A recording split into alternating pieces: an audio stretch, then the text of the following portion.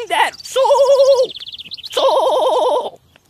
Ей, үнің өшкіртеке, бақыра берме, шыдамсыз неме.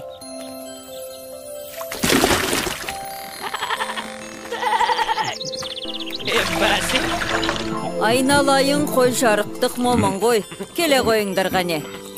Ана шалы құрғыр жоғалды бұзаудың артынан. Таңертең кеткен ет әлі жоқ, аман болса жарар ет. Жаным ай, шыламаған балаға емшек жоқ деген, солай емес пе достым? Мен бақырмасам, мына кемпір келместе еді ғой, атаны бұзауыз деп кетті дей ме? Ол қайда кетті деген құлағы қалқиып. Білмеймін теке, бірақ ата келмесе, бізге кешке жемді кім береді? Келмегені қалай? Біз сонда жем сусыз қаламыз ба? Мына кемпірге күніміз қараса, жетіскен екен біз.